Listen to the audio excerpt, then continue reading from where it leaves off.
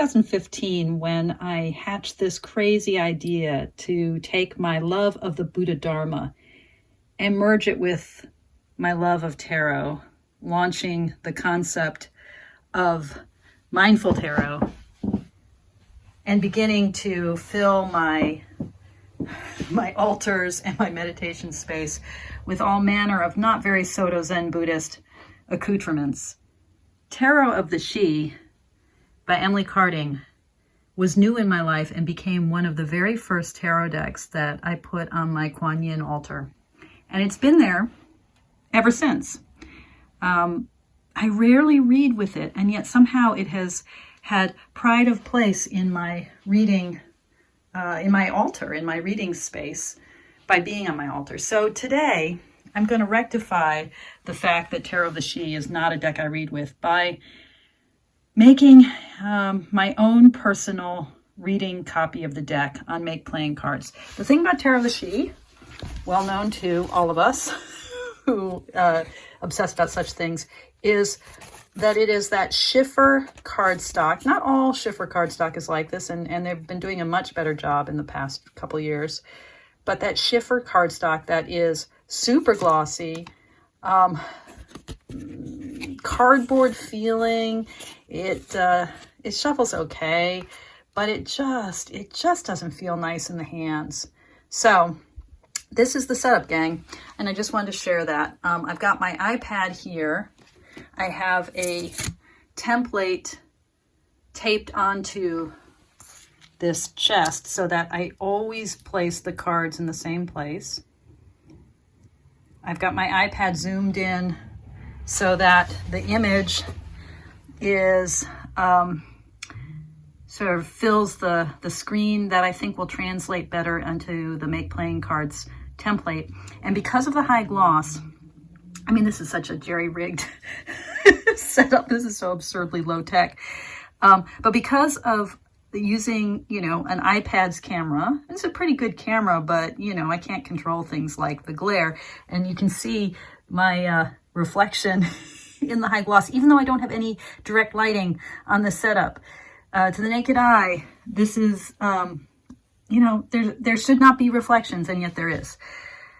So what I do is I select the timer, and then I press the button, the shutter, and step away so that at the very least, my shadow is not in the image.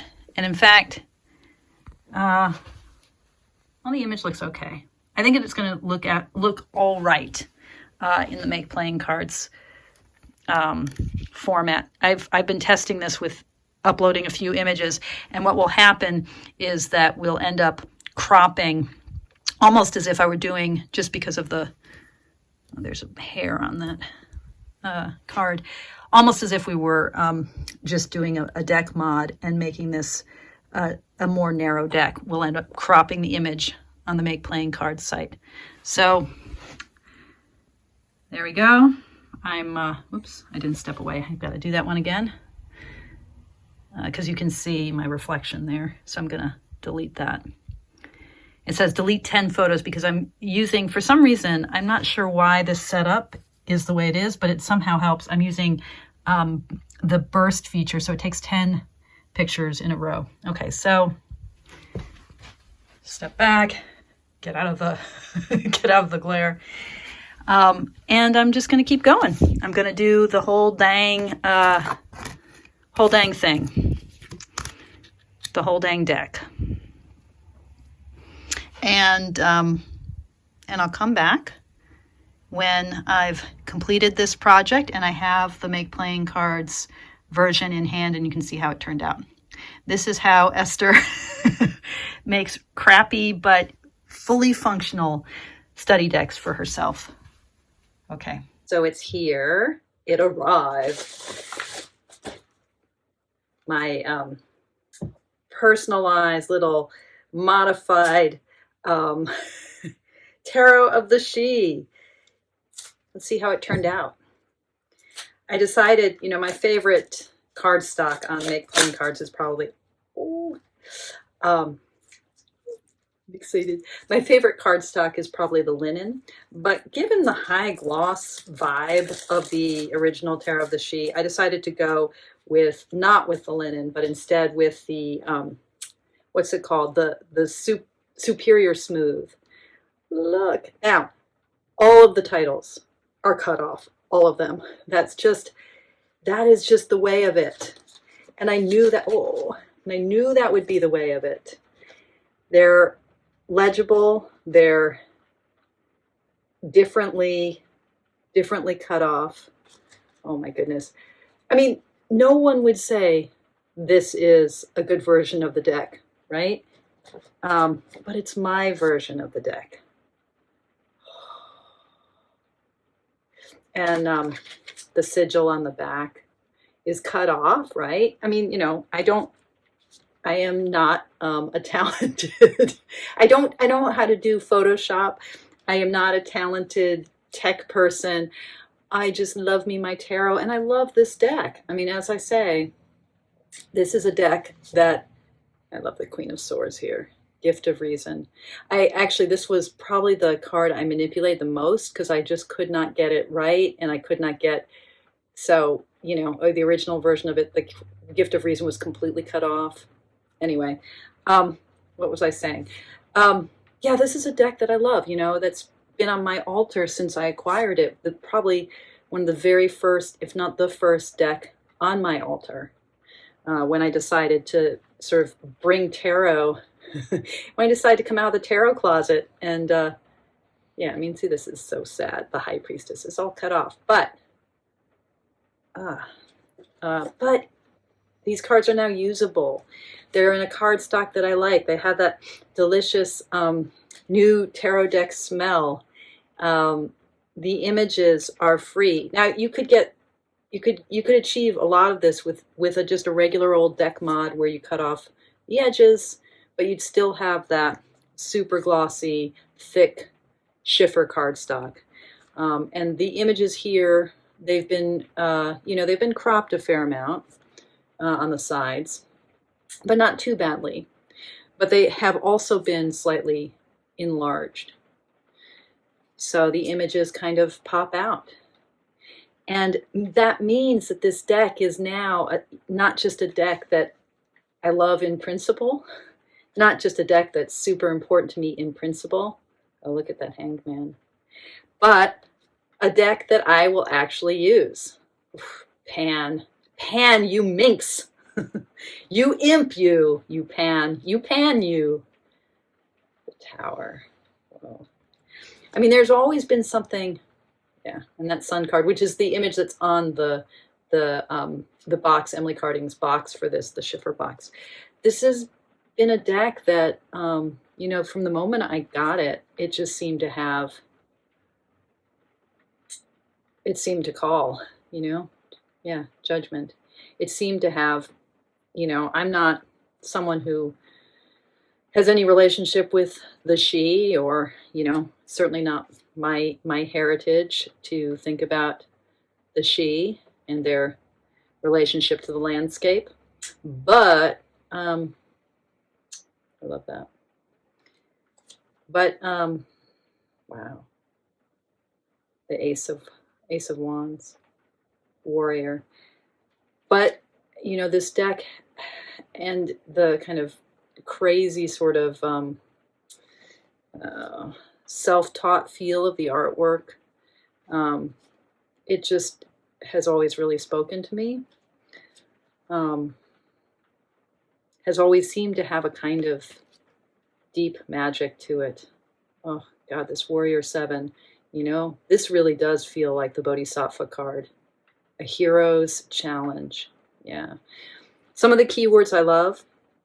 I actually love her guidebook, the little book that comes with it, the poetry of it. Warrior 8. Yeah. I love the weird blank eyes, the sort of ways in which these figures are alien but familiar, magical but deeply concrete. And the way that Emily Carding has set up this deck to really be about the emergence of an idea, moving from the dreamer to the warrior to the dancer to the maker. You know what it means for the creation of the mind. I love that. So this is the Seven of Cups, right? Illusions, depths. What it means for the creations of the mind, heart, to enter into the world. Like some of my other favorite decks, like I'm thinking here of the Raven's Prophecy, for instance. This is a deck that's really about artistic process. And I love that cups, you know, the expressiveness of cups, of water, is here defined in dancing, as a kind of expression that is full and rich and deeply embodied. And I wouldn't say non-conceptual, but bigger than what we think concepts are. And then, you know, we end with manifestation, with the earth, with what it means for things to be made. So, yeah, this deck is sort of in order. It's in the order of where I put the images in the field when I was loading them. But it's also sort of out of order a little bit, but that's okay. Wow. It just, you know, it just feels like mine, and I love this cardstock. You know, the whole thing to make it and to get it shipped back to me. This is not a cheap way to do a deck mod. It's not a cheap way to do a deck mod, but yeah, look, there's the Fool. So, I mean, this is terrible. The name Fool is cut off. The 0 is cut off. But it is what it is. Oh, beautiful. Dreamer 8. So I'm going to get out the original deck and compare just a few cards.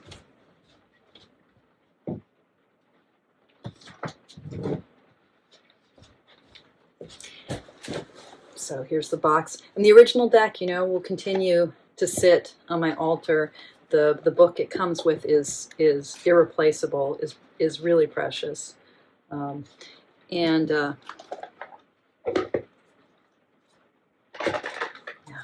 you know, and the cards, I mean, they're okay. Okay, let's find a card. Just pick a card. Actually, I'm just going to shuffle. And pick a card.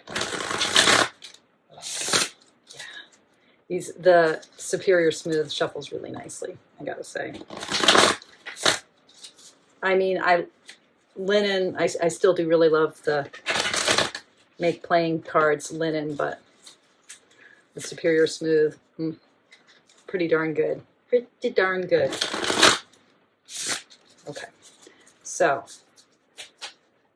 just pick a card. What will be the first gift from my newly modded self-realized, and it is the Magician. Okay, not bad. So